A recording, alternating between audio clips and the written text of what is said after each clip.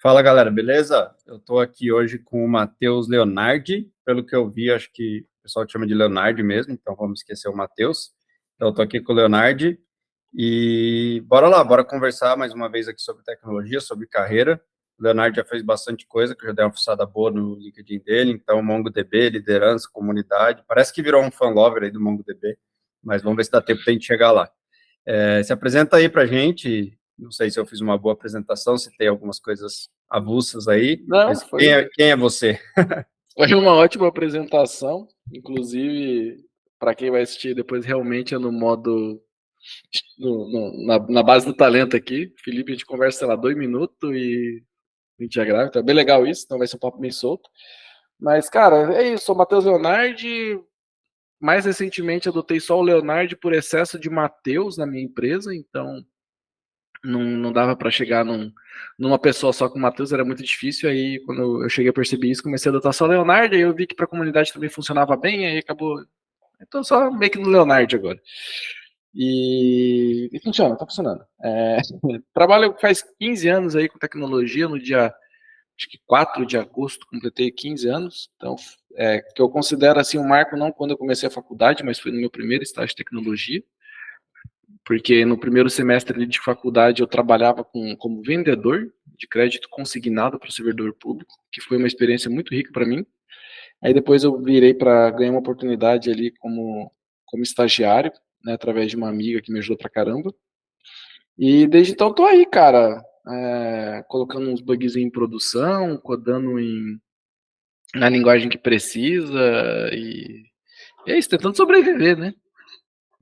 Então vamos voltar um pouco lá, já que você falou, até curioso você saber o dia que você começou, né? Eu não faço a menor ideia qual foi o dia, eu sei que foi o começo de 2010, profissionalmente mesmo, mas eu não sei o dia não. E qual foi o seu primeiro contato com tecnologia? E voltando um pouco antes, né? Não profissional ganhando grana, mas o que tipo, foi a primeira coisa que te levou para esse mundo aí?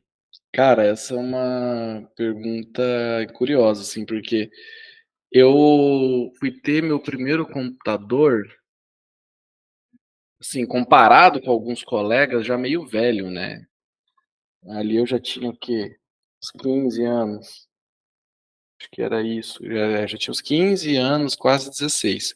Então já era meio velho, assim, né? Tipo, e aí o pessoal falava de Tibia, ficava indo na Lan House, essas coisas. Eu não tinha grana pra isso, não, né? Tipo, eu, de vez em quando a gente dava uma graninha lá na Lan House, escutava uma musiquinha, mexia um pouquinho na internet, mas não conhecia muito essas coisas, não.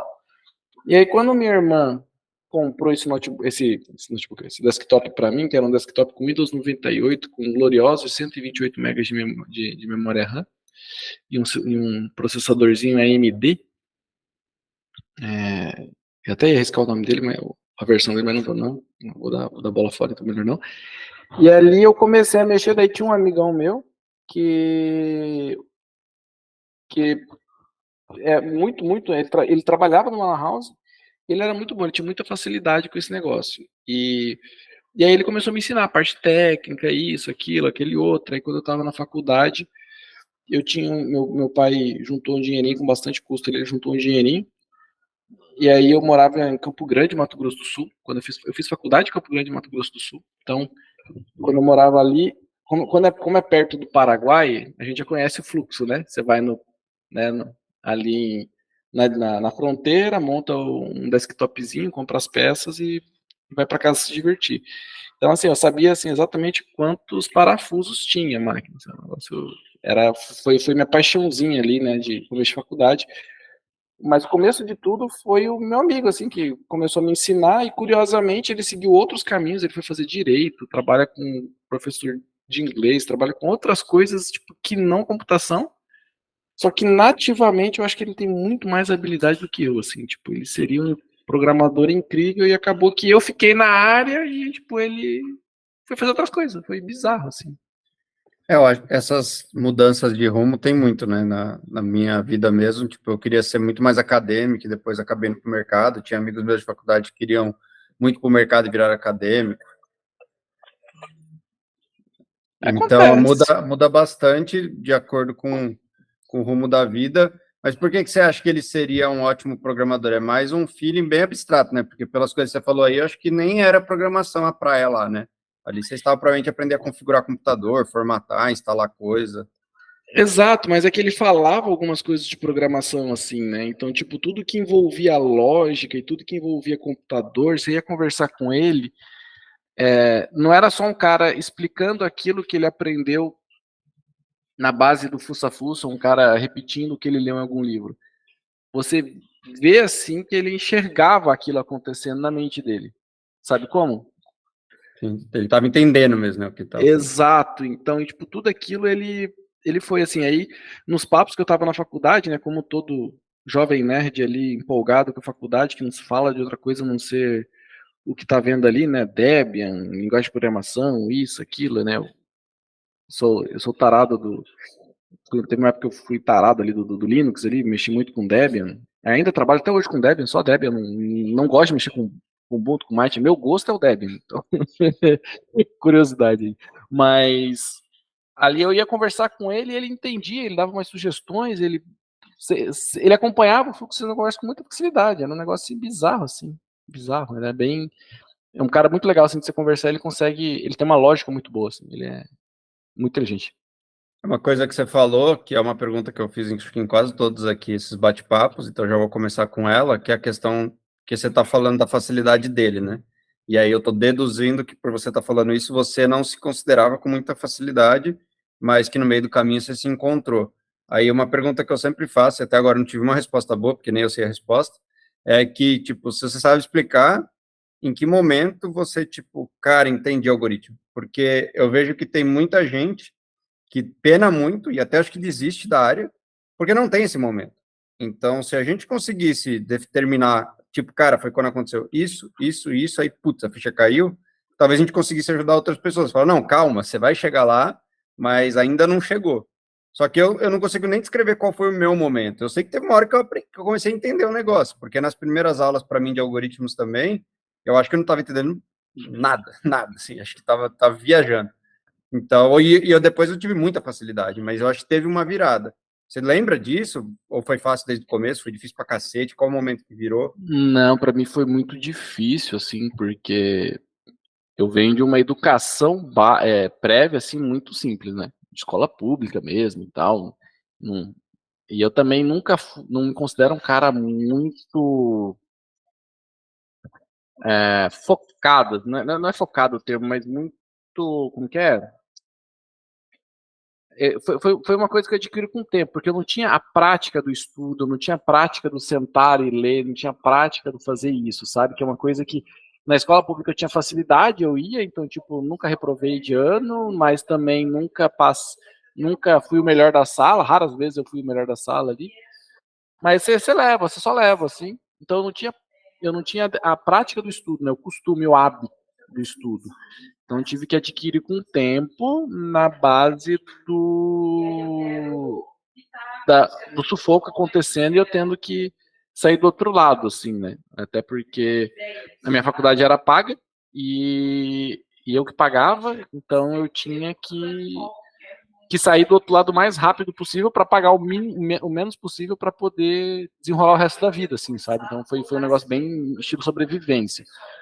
E nessa parte ali, então, como eu era muito burro, eu me sentia muito burro no começo, assim, e era esse meu sentimento, e até hoje eu não me considero um prodígio, assim, muito longe disso, eu só sou um pouco esforçadinho, assim, um pouco focado hoje, mas acho que foi ali, para mim, a virada foi por, por volta ali do terceiro ou quarto semestre de faculdade que eu comecei a me sentir mais à vontade nisso, que foi tentativa e erro. Como eu comecei a estagiar muito cedo, né, logo no comecinho do segundo semestre eu consegui uma oportunidade aí por conta da minha amiga.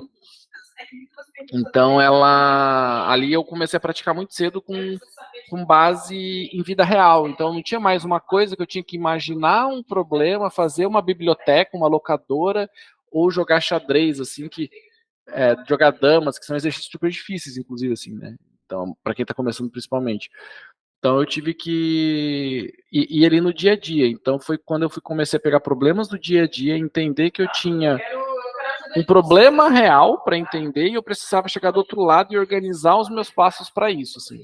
E ali foi a hora que eu comecei a abrir a minha cabeça. Então, para mim, o que facilitou foi muito estágio, assim. Eu não O estágio, comecei você a lembra com o que era? Que linguagem que era? O que você fazia?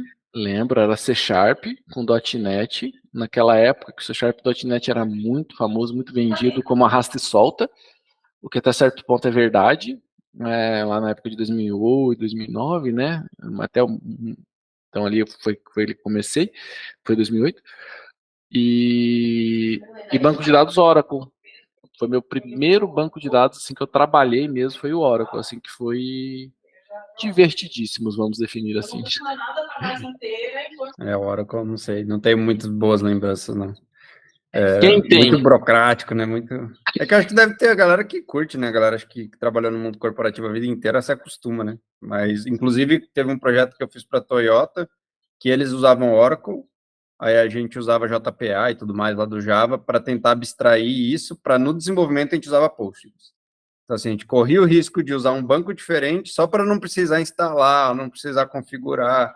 Então, a gente rodava de boa De com licença. Postgres, e aí staging para frente era com o Oracle. E deu muito certo, até talvez surpreendentemente. Acho que é o único caso que eu tenho de que valeu a pena ter uma camada de abstração, porque na maioria dos casos, hoje mesmo, eu falo, cara, para de abstrair as coisas, só usa porque você não vai trocar nunca de banco de dados. Mas depois a gente fala de banco, porque você vai querer falar bastante de Mongo, porque eu vi que você está bem focado nisso. Mas eu queria, como eu fucei teu LinkedIn, eu queria puxar um gancho aqui, que é uma conversa interessante para a carreira, que eu vi que hoje, pelo menos por fora, né, o LinkedIn é só o que você quis escrever lá, né? Nem sempre é exatamente o que está acontecendo. Mas parece que hoje você tem um cargo mais de gestão e que já faz um tempo. Então, eu já tive esses cargos, hoje eu nem me considero tanto um gestor. E aí eu fiquei curioso para saber, será que o Leonardo quis ir para essa linha? Ou a vida forçou, ou alguém forçou? Tipo, da onde que o Leonardo virou gestor antes sendo programador? E aí, para quem não tá, tem muita gente que assiste aqui o Code for the Win que é mais iniciante, então talvez nem sabe o que é a palavra gestor, mas o que eu estou querendo fazer a distinção trabalha muito tempo no código ou trabalha muito tempo com pessoas. Então, pelo LinkedIn, me parece que hoje você trabalha muito mais com pessoas do que com o código diretamente. É lógico que as pessoas que você fala provavelmente trabalham com código, mas então só essa distinção foi uma escolha sua, falou, cara, parece que eu levo jeito para isso, ou como que aconteceu essa transição? Cara, foi algo construído, assim, né? Tipo, eu lembro de uma entrevista que eu fiz para minha segunda oportunidade na área, que me perguntaram, como que você se vê daqui a 5 anos? E aí eu falei assim, quero ser DBA. Sim, eu gosto muito de banco de dados, me julguem, desde o começo. Porque assim, se você gostava de mexer com banco desde o Oracle, pensa quando você sai. Aí que você vai ser feliz, né? Então, para quem mexe com Oracle ali, né, fica É quando você brincadeira. chegou no Mongo e virou o paraíso, mas eu Nossa, tô só fazendo não, as... não fala, você tá Vamos chegar lá, provocando, vamos meu chegar lá. Felipe. Não fala, você tá provocando, tá cutucando umas com vara curta. Mas, sim, cara, então eu gostava muito, eu sempre gostei muito de banco. Para mim é muito legal, assim, tem possibilidades incríveis. E ali, eu falei, eu quero ser DBA ou gerente. Só que, puta, cara, você vai olhar pra. Desculpa o palavrão. Você vai olhar pra trás, assim, tipo, há 12 anos, 13 anos atrás, gerente de projeto era um outro role, assim, era outra definição do que era esperado. E, e na minha cabeça, o que eu queria era conseguir entregar bons projetos e até assim, pela grande dificuldade que eu tinha com o código. Né? Tipo, eu ia bem com banco, mas no código ali, às vezes, eu dava uma travadinha em algumas coisas um pouco mais avançadas. Só que com o tempo, eu comecei como é aquele negócio, né? Eu tinha que um ano e pouco um ano e meio, pouco mais de um ano e meio de carreira quando eu respondi isso. Aí ali depois eu comecei a me expor cada vez mais a desafios diferentes, a coisas diferentes. Com isso eu trabalhei com pessoas diferentes e ali eu tive diferentes formas de aprender e ver algumas coisas. E eu comecei a sentir muito mais facilidade com o código, comecei a aprender mesmo a base ali, o conceito. E dado aquele momento ali, eu comecei, depois de um tempo ali, 5 anos depois daquela entrevista, eu já não queria mais ser gerente assim, de projeto nem nada do tipo, eu queria ser especialista. Porra, eu comecei a achar muito mais legal. E até hoje, para ser bem sincero mesmo, eu acho muito mais legal você sentar na sua cadeirinha, pegar um problema, debruçar nele, debulhar ali a questão técnica e ver um negócio, tipo, tava tudo bagunçado, que ninguém sabia o que estava acontecendo. Técnico, você sentar, desenrolar, deixar redondinho, bonitinho e entregar legal, sabe? Passar a bola, assim. Então, acho que eu gosto muito disso, assim. E aí, só que a vida foi passando e eu passei, consequentemente, por muita coisa, né? Tive alguns gestores muito bons mesmo,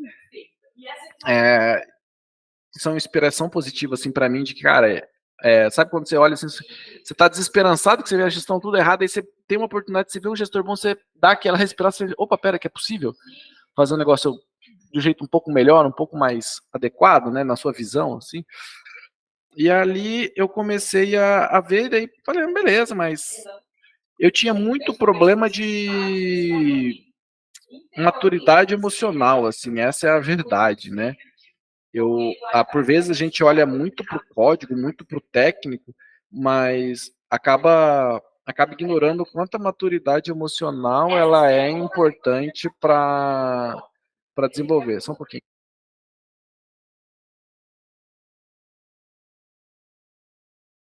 Então,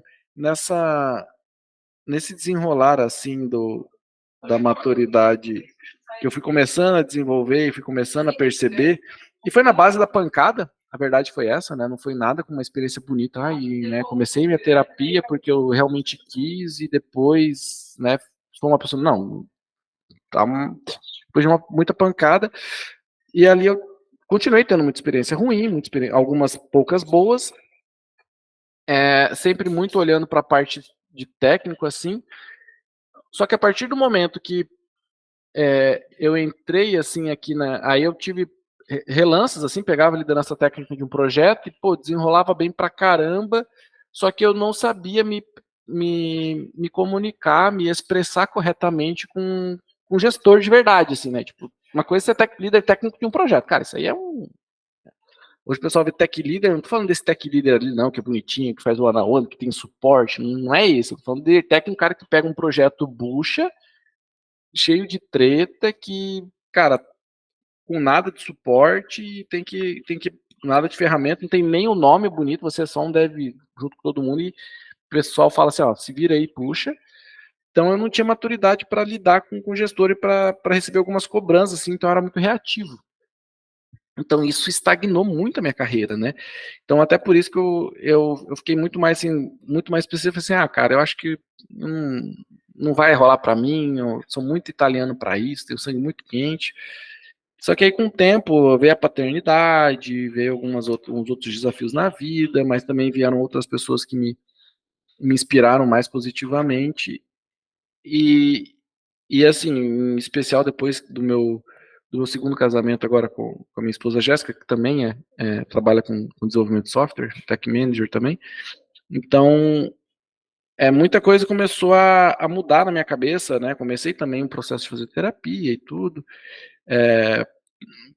para lidar com algumas questões, e nisso eu comecei a me comunicar melhor com a gestão ali, ainda cometendo alguns erros, assim, num primeiro momento, né, na Hero Spark, que foi minha primeira oportunidade ali oficialmente, ali como um pequeno gestor de pessoas ali, um pequeno time, mas foi desenrolando bem, até porque eu tive mentores muito bons, então teve esse ponto de virada, assim, né, então é um pouco do com quem você convive ali, com quem você se relaciona, seja amigo, seja namorado, esposa, etc., até amigos, até colegas de trabalho ali que te inspirem, que te ajudem, que né, te tragam ali coisas boas para você aprender, mas também vai da gente absorver essas coisas boas, né? Não tem que só esperar de mão beijada, a gente tem que saber enxergar isso e querer também essa mudança.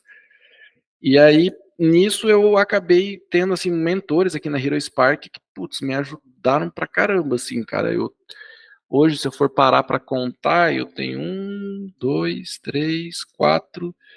Eu tenho 4 mentores que me ajudam com mais frequência, assim, com uma certa regularidade, né, de um jeito, né, fazendo one on one, né, fazendo algumas coisinhas assim, algumas revisadas, e tenho 2 mais ocasionais. Então, hoje, só de mentor para minha carreira, eu tenho 6 pessoas que eu acho, assim, eu me sinto um privilegiado. Então, eu consigo olhar de diferentes prismas, porque são pessoas com perfis completamente distintos, com visões de negócio completamente distintas, assim, né? Eles olham por prismas diferentes do negócio e aquilo consegue tornar o meu um pouquinho mais redondo. E aí eu começo a melhorar muito a empatia, né? A verdade é essa. Você começa a dizer assim, pô, mas cara, se meu diretor de produto tá passando isso, ou se a head de CS tá por esse problema, o meu CEO tá com esse problema, o CEO tá com esse problema, como que eu vejo? Como que eu entendo o que que ele tá passando e como que eu traduzo isso pro time? Então é meio que esse processo de, às vezes, você realmente pegar uma bola quadrada e arredondar pro time, assim, de maneira com que não, não precise ter muitos dedos com o time, assim, né? Sabe quando começa a ter muito medo de conversar com o time, assuntos delicados, conversas difíceis. Então, quando você. E aí tem técnicas para isso, né? E também tem uma questão de vivência. Conforme você vai pegando a vivência, você vai aprendendo a ter mais esse tato, esse toque. Então, foi muito isso também, né? Então, ali eu fui tendo a oportunidade na Hero, com mentoria, com tudo, e, putz, cara, fui desenvolvendo. Então, foi um negócio muito construído. E, e eu era um pouquinho resistente, até porque quando eu tive essa primeira oportunidade na Hero, eu tinha uma outra visão, eu queria outra coisa. E aí, aqui na Hero, meio que falaram assim, não, Leonardo, acho que vai funcionar, vamos lá, vamos dar certo. Eu tô aqui com você, vamos pegar aqui na sua mãozinha e a gente vai fazer dar certo, assim. Então, eu tive esse privilégio, assim, né, de, tipo, apesar de tudo que eu sofri em algumas situações mais pessoais, assim, me ajudaram a abrir a cabeça na base da marra, também teve muitas pessoas que na base do carinho, assim, do amor, me ajudaram também a aprender. Então, foi um negócio construído, não foi muito planejado, e aí, mais recente, quando o meu antigo é, chefe saiu, assim, meu gestor saiu, aí a empresa me oportunizou o que eu faço hoje, ali, né, que é cuidar de toda a área de engenharia. Então, foi um negócio assim, passo a passo, né, acabou sendo construído, foi meio que uma mudança de carreira, e hoje eu supro minhas necessidades técnicas de outra maneira, de outras formas que não rodando o dia inteiro, né? Então, meio que isso, assim. Não sei se responde, era. Sim, aí acho que a parte do que pode ter ficado dúvida para algumas pessoas, assim, você é head de engenharia, né? Sim. Então, o que é o teu dia a dia hoje? O que é, basicamente? Pega hoje, por exemplo, talvez hoje seja um dia Hoje, ruim, porque você está falando comigo, né? Mas pega ontem, sei lá, a tua média aí, o que é um dia? Tipo, quantos por cento de reunião, quantos por cento one-on-one, quantos por cento código, por exemplo, se é que tem algum tempo para código? vai depender bastante do tamanho do time. Então, quando eu tinha um time maior, eu era 10, no máximo 20% do meu tempo codando. Mas hoje, conforme eu fui otimizando o time, né, tipo, empoderando as minhas lideranças, eu acabei liberando um pouco mais de tempo meu. Então, eu fico 40. Se é uma semana de sorte, eu consigo ficar metade da semana brincando de codar, assim, né? Eu codo e consigo ficar fazendo pair. Mas hoje meu trampo é muito mais assim de empoderar as pessoas e ativar o que tem de melhor dentro delas. Assim, essa é a minha visão, olhando por uma questão técnica, né? Então o cara o cara vê uma oportunidade de melhoria para a empresa. Falou, pô, cara, se eu fizer isso aqui nesse projeto, vai ser bom. Aí eu, tá, mas defina o que, que vai ser bom. Então tem muito esse papel de provocar positivamente, né? Entender, tipo, eu quero fazer essa mudança, precisamos fazer isso, precisamos fazer aquilo. Então tá, mas qual que é o indicador de negócio que vai mexer? O que, que vai melhorar para o time? O que vai trazer dinheiro para a empresa ou o que, que vai fazer a empresa economizar dinheiro? Né? Então, por exemplo, deve fazer algo mais rápido? A empresa economiza dinheiro, concorda? Ou você entregar uma determinada, ou às vezes uma determinada página do teu site carregar mais rápido, da tua aplicação carregar mais rápido, vai fazer com que você venda mais. Né? Tem muito disso. E aí, o meu olhar é muito mais estratégico hoje, de tipo, entender o que está acontecendo, qual que é a visão de negócio, traduzir isso para engenharia e garantir com que a gente seja uma mola, né? Seja um impulsionador, uma catapulta dessa ideia e não uma trava, né? Então, isso foi esse é um ponto importante, assim, que eu vejo, né? Acho que engenharia vai trabalhar com software, você sempre tem que pensar assim, cara, não é o que eu quero fazer, é o que o negócio precisa fazer com que eu atenda de maneira adequada o que eu vou ter hoje, o que provavelmente vai se tornar isso depois, mas sem fazer algo muito grande ou espalhafatoso, pensando em algo que às vezes nem vem acontecer, né? Então, é uma linha muito tênue, né? Então, o meu trabalho é muito mais esse, assim, de validações, entender o que vai realmente otimizar o negócio, o que vai realmente impulsionar a empresa, garantir também a boa experiência dos desenvolvedores. Isso não significa passar a mão na cabeça, significa que eu vou entender qual que é o objetivo de vida deles ali e como que eu consigo cruzar isso para que fique bom para a empresa e para ele aquilo, né? Tipo, cara, no meu momento eu estou buscando isso para minha carreira. Pô, beleza, então como que é a oportunidade? Trazer um exemplo. Tem um dev meu que eu falei assim, Leonardo, já tentei ir pro front com o stack, não gostei.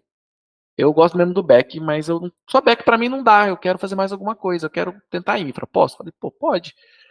Aí eu falei, então vamos fazer o seguinte, o melhor jeito de fazer isso é você ajudar a gente a transformar a Hero numa empresa realmente que adote DevOps.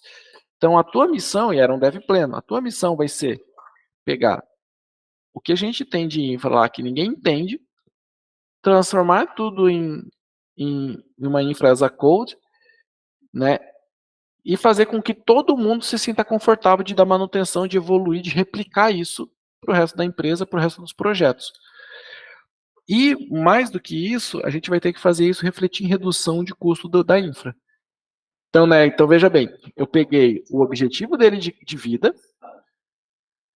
peguei o que seria importante para a empresa, que é a redução de custo de cloud, e aí eu ajudei ele a desenhar um rascunho de estratégia junto com ele sobre como que a gente faria isso.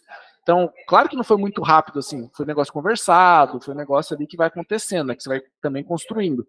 Mas o resultado foi meio que esse, assim, né? Então, tipo, eu fui escutando ele, fui entendendo, e, cara, ele foi se empenhando com vigor, assim, em cada demanda que ele pegava para fazer, então ele não parou, assim, falou assim, só vou performar o meu melhor quando eu tiver aquilo que eu quero, sabe? Não foi isso também, isso foi uma coisa muito rica, assim, do lado dele, porque eu costumo pensar assim, eu costumo entender com bastante ressalva quem se comporta assim, sabe? Porque depois que você entrega aquilo, provavelmente a pessoa vai arrumar uma desculpa para continuar não focando, não performando, querendo outra coisa. Então, eu também tenho que olhar, tenho que ter esse cuidado de trazer algo que seja bom para a empresa, que seja bom para o dev, que resulte em resultado para o negócio, né? Então, cuidar da experiência do dev, para mim, hoje não é só sobre você fazer as vontades do dev, é sobre, cara, como que a gente pode fazer com que fique bom para todo mundo e dê uma liga, sabe? Então, é bem esse trabalho, assim, que eu vejo. E aí, eu tenho que olhar os pontos de fraqueza, onde que a gente não está mandando legal, onde que a gente não está sendo eficiente. Um exemplo, recentemente a gente fez troca vou usar um termo bem antigo aqui, né? A gente fez uma renovação do parque de máquinas, para quem é mais velho vai entender esse termo, e nada mais é do que trocar os notebooks que os devs estavam trabalhando. Então, estava muito claro que os devs estavam com tudo que a gente precisa fazer hoje, e com o nosso ecossistema aqui da Hero Spark, não estava legal os notebooks atuais. Então, lá vai eu coletar relato de experiência dos devs, pegar os pontos-chave do porquê que aquilo estava sendo ruim para o negócio, levar para a diretoria, pegar um aval, pegar a grana com a diretoria, comprar notebooks decentes, fazer isso chegar para o dev certinho. Então, existe todo um fluxo ali, né? Da mesma maneira como que às vezes a diretoria se fala, cara, a gente precisa melhorar a retenção aqui, que está acontecendo isso e isso, tá, cara, qual que é a causa raiz que eu preciso achar? Então eu preciso sentar, então eu vou escutar o time, vou escutar principalmente minha liderança técnica, pedir para eles de maneira mais capilar entender o que está acontecendo ali nos times e aí chegar do outro lado, né, tentar encontrar uma solução junto com o time. Então é muito mais sobre criar pontes e meios de comunicação entre as áreas, entre as pessoas, para que a gente consiga sair do outro lado. Assim. Eu vi que tem várias respostas que você está dando, que você está tomando cuidado até com as palavras que você usa, e eu acho que essa é uma preocupação que você tem no seu dia a dia, e eu não estou nem fazendo nenhum julgamento de valor se é bom ou se é ruim. Mas a minha pergunta é até sobre isso. É tipo, quanto você acha que os nossos dias atuais, isso é bom, esse cuidado que a gente tem hoje, e eu já tive em ambientes liderando muita gente que eu também tinha que ter vários cuidados, ou isso te atrapalha hoje? Qual que é a sua opinião? Porque eu posso ter tido uma sensação errada aqui, mas eu acho que você vai concordar comigo que você toma alguns cuidados hoje. E aí, como que você acha que isso hoje está num equilíbrio legal, ou que a coisa passou um pouco do ponto, ou que ainda falta, a gente tem que evoluir mais essa comunicação? O que você vê isso? Eu vejo que são ambientes. Eu separo bastante ambientes e pessoas. Então, tem um time, cada time meu, eu tenho 80% de comportamento igual com os meus times internos. Mas eu vou conversar com você, e eu sei que isso vai se tornar público, é uma outra maneira com que eu preciso entregar a mensagem. Na hora que eu vou falar com a minha diretoria, é uma outra forma de eu entregar essa mensagem, né? São outros pontos que são importantes para eles. Então é muito esse papel de traduzir mesmo para cada situação aquilo que vai deixar mais clara a minha mensagem, buscando gerar o menor atrito possível. Porque hoje as pessoas, eu percebo isso que você, agora respondendo um pouco mais a sua pergunta, sim, eu percebo que as pessoas estão muito sensíveis, né? Então, tipo, o meu time hoje eu falo assim, eu brinco, falo palavrão, né? Existe uma brincadeira sadia ali, existe uma liberdade, né? Geralmente fala assim, cara, dá dinheiro, mas não dá liberdade, então isso é uma verdade máxima, né? E comigo principalmente, então, quem for se aproximar de mim ali, dê dinheiro, mas não dê liberdade, não, porque pode se arrepender. Então, é, eu tomo muito cuidado, assim, quando, em alguns ambientes, porque tomam proporções absurdas, né? Então, eu estava até lendo um livro da Madeleine Lax, assim, né? Cancelando Cancelamento, que ela traz bastante sobre isso, né? Hoje, tá muito difícil você debater ideias, porque as pessoas acabam levando para um extremo ou tirando uma fala assim, o Leonardo falou isso aqui, ó, pau, vai lá e extrai. Isso daqui coloca só esse corte. Cara, aquilo ali para enterrar minha carreira é assim. Aquilo ali para prejudicar minha empresa que não tem nada a ver é assim. Eu só tô aqui compartilhando o que eu faço, entende? Tipo, no dia a dia. Então, é, a, existe um senso de justiça dentro da gente, eu vejo isso, né? Posso estar errado. Existe um senso de justiça dentro da gente que talvez tenha ficado reprimido por muito tempo, e aí às vezes a gente quer que todo mundo pense igual, ou a gente acredita que aquela pessoa está errada e ela precisa ser execrada.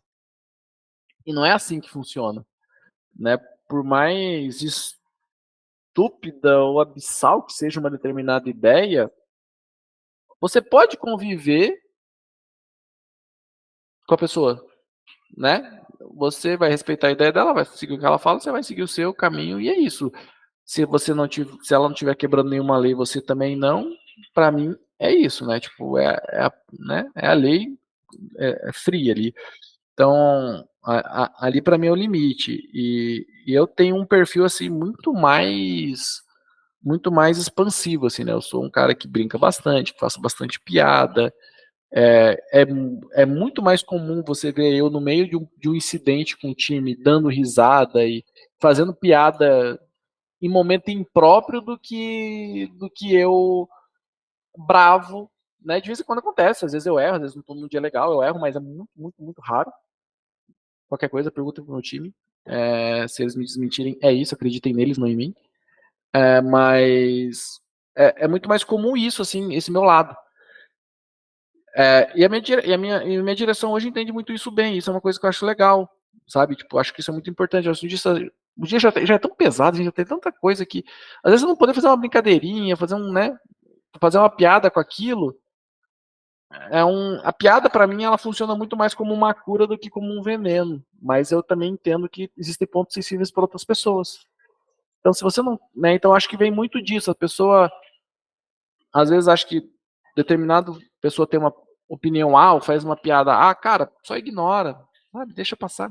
Passou, faz o teu, siga tua vida, sabe? Ignora. Não, se você não gosta de mim, beleza, cara. Tipo, não precisa me cancelar publicamente, não precisa, porra, buscar acessar todos os meus recursos. Só me ignora. Só não consome o que eu falo, só não acredita em mim, tá tudo bem, entendeu? Só, só isso. né? Então, acho que esse é um momento muito complicado que eu vejo acontecer, que as pessoas falam muito sobre vamos ser democratas, vamos dar voz a todos e vamos ouvir as ideias, mas no fim, na verdade, as pessoas não querem isso. As pessoas querem empurrar as ideias dela goela abaixo porque elas são as certas. E isso acontece de todos os lados, entendeu? Então, essa é uma preocupação muito que eu tenho, assim. Quando eu vou falar de determinada coisa, claro que eu vou falar com autoridade, claro que eu vou buscar defender aquilo que eu estou falando, mas ninguém é obrigado a acatar aquilo. Eu defendo o remoto, home office, desde 2016. Cara, não tinha nem pandemia, cara. E eu não fui a primeira pessoa do mundo a falar sobre home office, porque antes disso tinha outras empresas abissais de grande que já implementavam com sucesso isso ao redor do mundo. Entende? Então, a única coisa que eu fiz foi em 2016, falar assim, cara, cabe para mim, eu acho que eu consigo entregar valor para a empresa, eu acho que eu consigo ser muito mais eficiente, porque eu vou estar melhor trabalhando remoto, home office. E aí, claro, pô, enfrentou todos os desafios disso, e desde então eu defendo home office, eu sei que funciona. Inclusive, foi uma das razões principais por eu ter sido contratado na Hero Spark, que foi no começo da pandemia, foi em setembro de 2020 que eu entrei. Então, tinha alguns poucos meses, foi quando o pessoal falou, não, vai ficar remoto mesmo. Aí a Hero Spark precisou seniorizar o time, contratar pessoas mais sênior para aguentar o tranco das demandas que estavam vindo, né, que estava escalando, estava começando a escalar mesmo o negócio, mas ao mesmo tempo num cenário remoto, que eles precisavam então de pessoas que soubessem lidar com o remoto. Pô, 2020 eu estava 4 anos lidando com isso. Para mim, era o meu quintal de casa, sabe, assim, literalmente.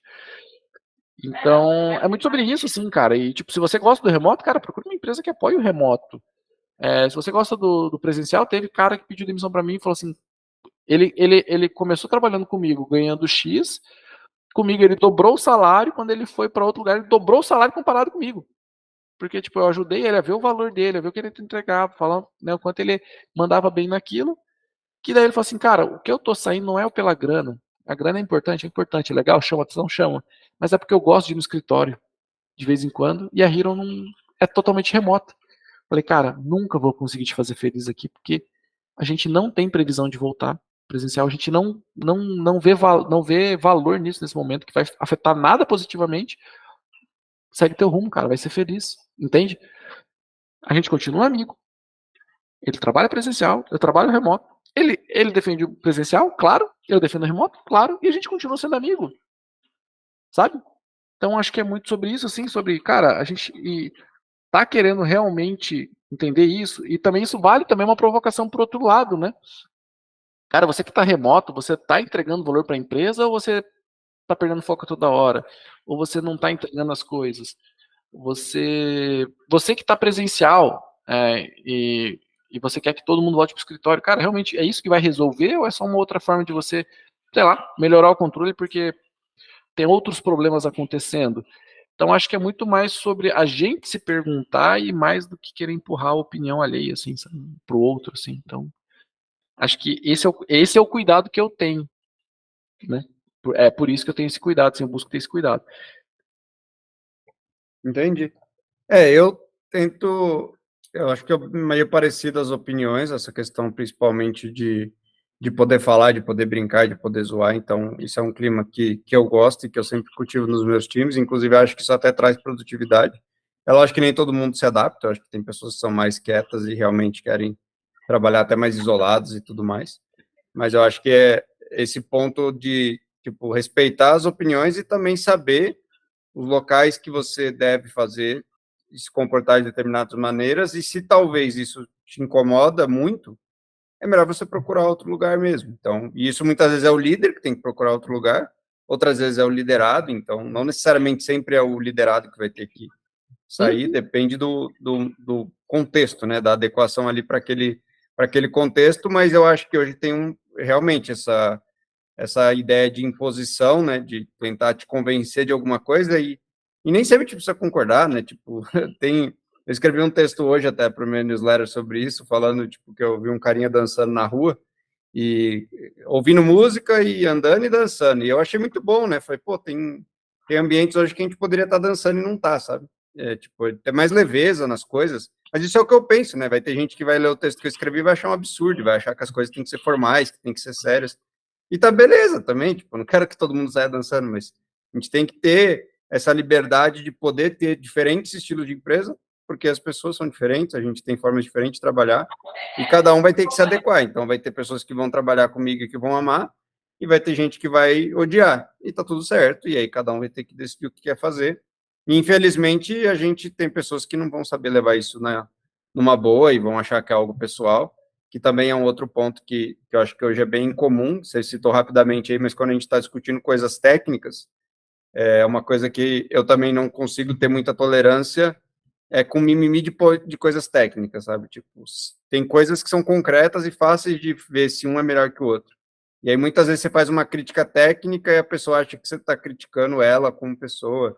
Então, tipo, eu nos meus times, assim, eu não abro nem espaço para esse tipo de discussão, porque eu acho que é uma grande perda de tempo, sabe? Se a gente está falando de coisa técnica, já é pressuposto que eu não estou falando de você, eu estou falando do que você fez. E hoje eu ainda vejo bastante confusão com isso e muita também pessoas tentando, eu quero pensar na minha carreira e esquece que a carreira de cada um depende do resultado da empresa, porque, tipo, ninguém trabalha sozinho, por menor que seja a empresa.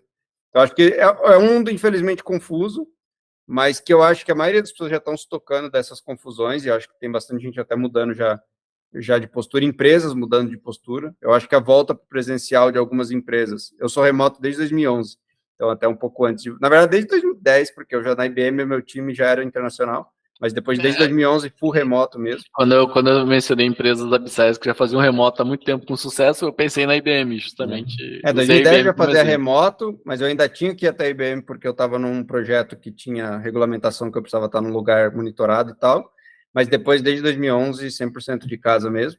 Então, assim, já estou no remoto faz muito tempo, também sou um defensor, e também já trabalhei com pessoas que não queriam remoto, que quiseram sair por causa disso, e está tudo certo.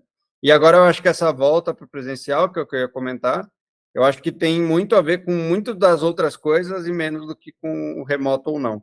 Eu acho que tem tudo a ver com tudo menos com o remoto. Eu acho que o remoto não é o problema nunca, tipo, porque não faz sentido, né? Na área de tecnologia, obviamente, eu estou falando, né? Se for falar de outras áreas, aí cada área tem sua especificidade. Na área de tecnologia não faz nunca sentido, é estilo de gestão, são outras coisas. O remoto em si não tem nada a ver. Questão de resultado, você vai olhar para resultado, assim, eu falo assim, você olha a Hero Spark hoje, assim, tipo, a gente é uma empresa muito menor que foi quando era presencial, quantidade de pessoas, a gente entrega muito mais, a gente tem muito mais resultado, muito mais de tudo, assim, custo muito menor, tudo muito melhor, remoto. É o que você falou, não é estilo, é outras coisas. Né? A gente tem que tirar um pouco a pessoalidade disso. Eu tenho muita assim, suspeita sobre esse retorno ao presencial, muito mais sobre especulação imobiliária, grandes pilares da economia que acabam sendo fragilizados, do que necessariamente, às vezes, porque é ruim, sabe? E aí é só a pessoa, igual você falou, só a pessoa procurar um rumo dela.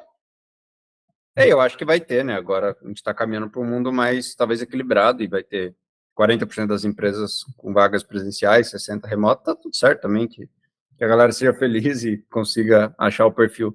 Mas vamos falar de coisa mais técnica para a gente partir para o fim aqui, porque eu fiquei bem curioso de ver você falando de Mongo, e aí eu não sei o quanto você sabe, mas eu fui CEO do Meteor. Meteor é uma plataforma open source, que hoje a proprietária é uma empresa canadense, e lá a gente tinha o hosting, a gente também tinha o open source, e aí, por que eu estou falando de Meteor? Por causa que você fala de Mongo, e o Meteor, por padrão, ele vem acoplado com o Mongo, porque ele lê o uplog do Mongo para fazer um monte de coisa interessante ali, e aí, então é muito comum hoje eu trabalhar com Mongo, até porque é a melhor integração com o Meteor, e eu ainda trabalho em bastante projetos Meteor, crio projetos Meteor, sustento clientes Meteor, então eu gosto muito de Mongo, então é uma questão também que eu vejo hoje.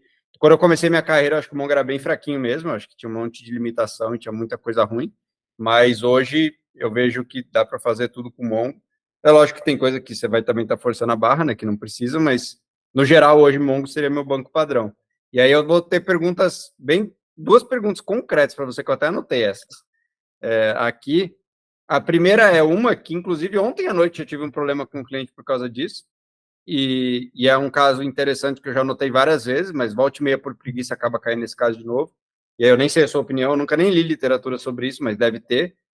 E eu criei a minha teoria. Qual é a minha teoria? Que a gente não deveria colocar dentro de um documento do Mongo, aí eu já estou falando especificamente de Mongo, de Collection e tudo mais, arrays ou objetos ou mapas que podem crescer fora do nosso controle. E aí eu posso pegar o exemplo mais besta, que foi a primeira vez que tive problema com isso, que é, por exemplo, armazenar o ID do usuário que deu like num conteúdo de uma rede social, porque aí esse array você não sabe, né? Pode ter um conteúdo que vai ter 10 likes, beleza, eu tenho 10 IDs, e pode ter conteúdo que vai ter 1 milhão de likes. E aí eu vou ter 1 milhão de IDs naquele documento, e todas as timelines, por exemplo, vão fazer um fetch, alguma coisa assim. Então, assim, tem alguma teoria sobre isso, de tipo, quando armazenar ou não? Hoje a minha teoria é essa, que eu acabei de explicar. Se eu não tenho controle sobre o crescimento disso, eu tendo a separar em diferentes collections. Então, em vez de eu colocar um monte de user ID ali, eu vou fazer como se fosse uma relação ali. Mas tem alguma teoria? Porque, como acho que você é um cara mais viciado em banco, em Mongo do que eu, talvez tenha uma teoria que eu nem sei o nome, mas que eu estou usando intuitivamente. Cara, eu não vou saber exatamente o nome do padrão, mas existe sim uma teoria que cobre isso. Ou eu vou fazer um cruzado aqui, você me fala se eu tô viajando, se eu divaguei demais, que fui longe, fala, não, Leonardo, foi longe demais, errou. Mas eu acho que parte da premissa de que você precisa pensar na experiência do usuário e, e armazenar conforme você vai consumir. Então, por que isso? E aí isso vai impactar no consumo dos recursos, né? Então, por que isso? Por exemplo, tem um caso, esse é um caso real, de um amigo meu, que falou assim, pô, Leonardo, eu tô aqui com um problema, irmão. Mandou um WhatsApp desse jeito. Eu tô com a minha Mongo aqui toda hora escalando no Atlas, eu tô com o meu CPU topado, tô com o meu disco estrangulado e eu não sei mais o que fazer, memória RAM não é o suficiente. Aí eu, tá, vamos lá, vamos dar uma olhada. Aí revisamos alguns índices, eliminamos, reduzimos bastante índice, fez aquele trabalho básico. Falei, mas tem um problema de modelagem aqui. Que ele guardava mensagens, que era bem parecido com isso. Ele guardava ele guardava as mensagens do chat dentro de um document, tipo, numa collection embedada. Falei, mano, não faz isso. Você vai fazer o quê? Você vai guardar essas mensagens numa collection separada, e você vai guardar 5 ou 10 mensagens, que são as últimas, no document. E você vai rotacionar. Tipo, as últimas ficam aqui, as outras vão para baixo. E vão para baixo. E fica ali no log. Se ele der um mais 10, você vai fazer um esquema que você vai pegar a partir daquelas próximas 10 e ver mais, ou rolando, né, com base no scroll do mouse, etc. Então, você vai ver mais ou menos isso. Então, com isso, você consegue mitigar a modelagem, otimizar consumo de recursos, porque você não vai pegar um puta documento enorme e trazer ele para a memória, transitar ele para entregar para o web. Então, você também economiza recursos no seu servidor web. E então a ideia é mais ou menos essa, assim. Sempre quando eu vejo um array dentro de um document, é garantir que ele realmente tem tamanho finito. Se ele não tiver tamanho finito, você não vai armazenar ele, você vai fazer uma rotação, você vai fazer isso. E por quê? Tem a limitação de 16 megas do document, que, tipo, tá lá no código, tipo, não sei nem se tem como alterar isso, mas eu falo que eu não sei porque eu nem olho nisso, porque você fala assim, 16 MB é tanta coisa, já que o dia que eu chegar ali, eu tenho um problema muito sério que eu preciso rever da modelagem. Então, você tem 16 MB de limitação para armazenar documento, e você tem uma questão de, como eu posso falar? De economizar recurso mesmo. Que, cara, pensa o seguinte, uma coisa é você transitar um documento que tem 200 KB, só que você começa a guardar quem deu like, tudo ali dentro daquele documento. Então, toda vez que você vai movimentar ele, processar ele com pipeline aggregation, com qualquer outra coisa, você vai cair no problema de movimentar um trambolho, sendo que você não precisaria, sabe?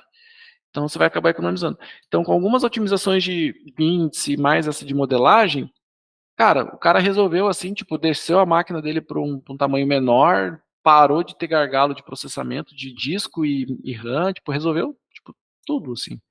Então é um pouco. Eu vou por essa teoria, assim, né? De que você não.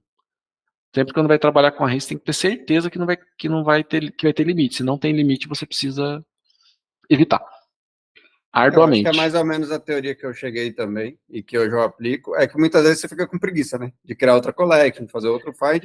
Eu acho que é até uma boa. Começa do jeito que dá, mas monitora, né? Vê se realmente. Porque muitas vezes também você falou de saber o uso, né? tem coisa que a gente não sabe do uso, né? Não Tem sabe. coisa que você não sabe se vai crescer, se não vai crescer. Por E exemplo, esse aí, caso de teve um problema ontem, era um sistema de CRM que tinha um esquema de cupom de desconto na hora da venda e tal. E, tipo, aí tá entrando clientes maiores que tem muitos cupons e muitos clientes e muitas compras. E, tipo, até ontem não tinha sido um problema. Mas é, aí virou um problema. Aí é hora de se arrumar, né? e aí vem a beleza do Mongo. Você não precisa ficar reescrevendo todos os dados antigos para trabalhar com seus cenários novos. Você vai ter uma versão de document, você vai fazer você vai fazer o seu código tratar diferente de forma otimizada, sabe? Tipo, o Mongo ele é atômico, ele é transacional, então para quem está assistindo fala assim: "Ah, mas eu escutei isso não faz um tempo. Ah, mas Mongo não É, mas é é porque muita transacional, não é gente atômico". ainda tá com a imagem do Mongo 1, do O Mongo 2, que 2 do Mongo realmente não tinha 3 essas não coisas, né? tinha, não tinha. Então, assim, ele é sim, ele garante consistência sim, né? Ah, mas eu salvo lá e às vezes perde, sim, porque daí você tem que ver se o seu right concern, você tem que entender outras coisas, mas ele é projetado para isso, né? Tá, tem outra Então, pergunta para você. Essa é porque eu vi você falar especificamente dessa feature do Atlas. Eu cheguei a usar essa feature.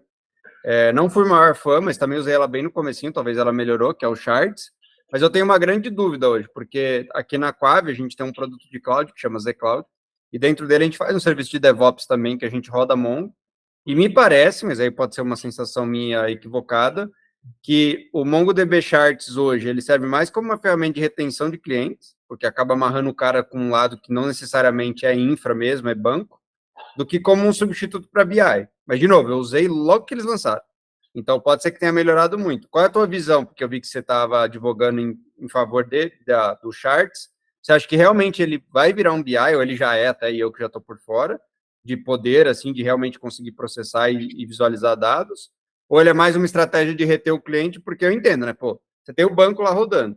Você tem uma ferramenta super fácil de criar uma visualização em cima desse banco. Com certeza funciona muito bem para reter cliente, porque, pô, o cara começa a depender ali de ver, porque senão o time de negócio nem ia saber que existia o MongoDB Atlas, né? E acho que isso foi uma estratégia também de, cara, vou trazer esses caras de negócio para dentro da minha ferramenta. eu acho que tem uma questão, eu acho que até certo ponto ele supre sim o BI, porque pensa o seguinte, se você tem uma ferramenta que já te provê ali um certo nível de cache, né, porque o Charts ele tem essa função também, você pode usar ele em real time, mas você também tem algumas dashes, algumas coisas que você pode colocar em cache ali, você configura para renovar a cada 1 hora, e só a cada 1 hora que ele vai bater no banco, então assim, existe um ferramental ali bem rico já, para você ter um certo controle fino do quanto de cache, de consumo, de distribuição de dashboards e gráficos e afins. Se você modelou certo sua aplicação, ou se você fizer, às vezes, dependendo, né, algum ajuste numa modelagem e salvar o mesmo dado num outro modelo de documento, você está ali e você consome rápido. Você não precisa de ETL, você não fica fácil para você monitorar consumo de índice, para garantir o melhor possível, você não precisa se preocupar com a infra, você pode emendar na sua aplicação. Então, acho que ele substitui até um bom ponto, sim, mas, mas eu acho que ainda é uma ferramenta em amadurecimento. A gente tem alguns pontos. Eu estava hoje numa rodada de feedback com o Product Ops, eu tenho uma relação bem legal com o pessoal da MongoDB mesmo, então, tipo, direto eu tenho chamada com eles falando assim, ó, tô usando isso aqui, tô tendo dificuldade com isso, tô tendo dificuldade com aquilo, tal, e eles escutam muito, né, quem usa mesmo.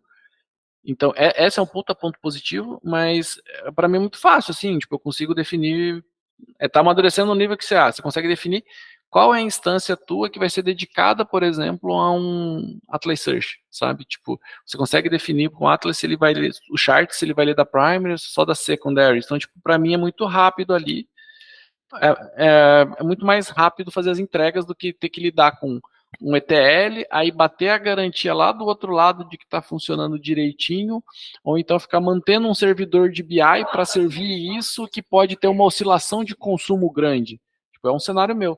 Eu estou, às vezes, vendendo pra caramba, em 5 minutos eu faço sei lá quantos milhares de vendas, centenas de milhares de vendas, nos próximos 30 minutos, caiu.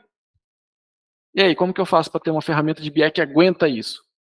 O Charts aguenta, entende? Então, para mim, o Charts também veio Nessa aí, a gente é heavy user de Metabase lá na empresa, então a gente gosta muito de Metabase, não gostamos menos do Metabase, porque a gente está no Charts, mas o Charts, para vários cenários, ele cabe bem. Eu acho que tem sim essa questão de retenção, é claro, que quando você cede um all-in-one ali, né, que começa a ter várias coisas junto, né, tudo em um, facilita o consumo do seu serviço, mas acho que tem muito essa questão mesmo de que ele vem crescendo, vem amadurecendo e vem evoluindo bem, assim. Mas ele te faz pensar, tipo, cara, como que eu estou modelando? Como que eu preciso consumir? Qual que é o conceito? Então, para a gente, trouxe vários benefícios ali. Para quem tiver interesse, depois entra no meu LinkedIn aí, para ver lá, tem a palestra lá que eu falei sobre o MongoDB Charts. Então, ele trouxe todos os benefícios lá que a gente buscava e mais um pouco ali que a gente nem imaginava. Então, acho que ele é bem eficiente, sim. A gente usa hoje em escala e para a gente tá valendo super a pena. Ele é eficiente, assim, para a gente tá sendo bem legal. Então, acho que tem um pouco, sim, de retenção, mas ele é eficiente na sua proposta.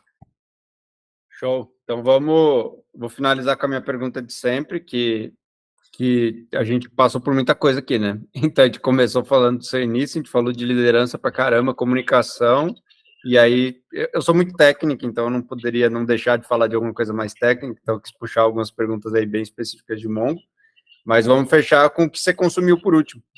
Então, acho que você deve estar estudando alguma coisa, ou leu, pode ser mundo de tech ou do mundo não de tech, qualquer coisa, uma música, um vídeo, um livro, um artigo, você lembra o que foi a última coisa que você consumiu? Última coisa que eu consumi... Pode roubar, vai, se a última for meio constrangedora, você pode falar da penúltima. Não, eu não vou falar o dorama da minha esposa ontem à noite, não. Que minha esposa tá viciada em dorama. Não sei o que é Mas dorama, mas deve ser alguma coisa. dorama Anime? é novela sul-coreana. Nossa, aí profundo. É profundo. Eu falo que é um novelão, porque o pessoal vende como série, mas é um novelão, né? Você vê assim, é bem engraçado. Mas, cara, fora isso, o que eu consumi mesmo, acho que é The CTO Guide, que é um e-bookzinho for free, disponível aí para todos mundo.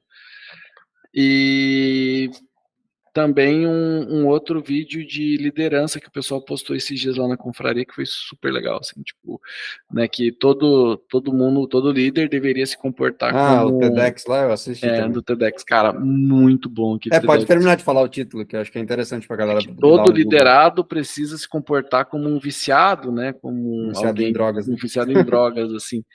Então, a tese desse cara é basicamente sobre assim, cara, você precisa saber lidar com os resultados que você traz, com as suas ações, você precisa ser franco e você precisa ser, como que é?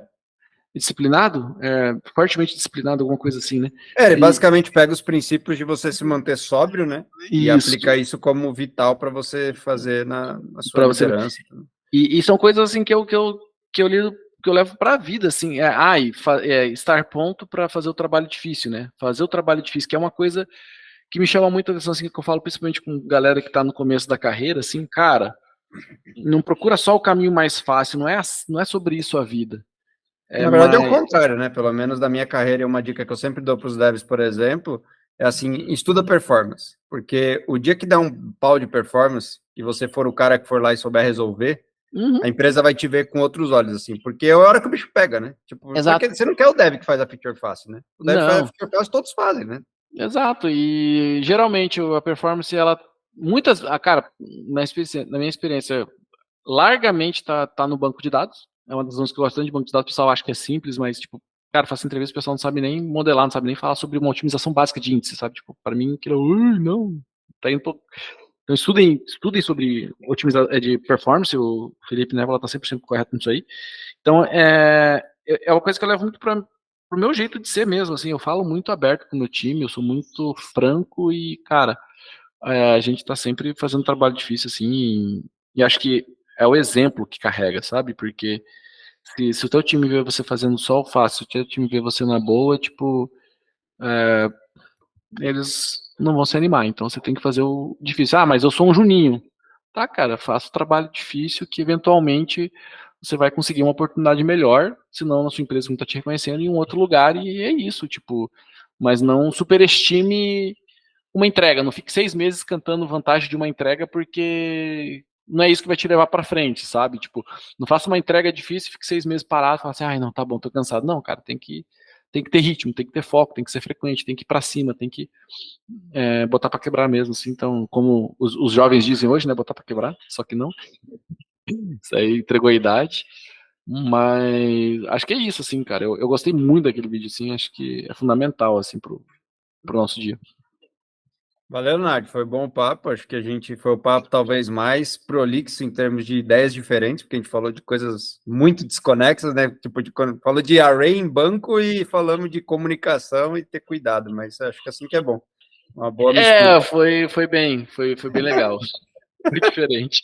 Espero que as pessoas aí se localizem e consigam extrair alguma coisa Talvez legal. metade vai gostar da parte mais técnica e metade da outra parte, porque foram dois assuntos, mas assim que é bom que a gente vai descobrindo o que a galera curte também. Então, valeu. E Valeu, quem Felipe. sabe a gente fala mais aí, talvez fazer uma mais técnica, como eu falei, a gente está com o nosso cloud lá, o zCloud. Então, você falou também de melhorias de custo, de performance, são coisas que a gente gosta pra caramba.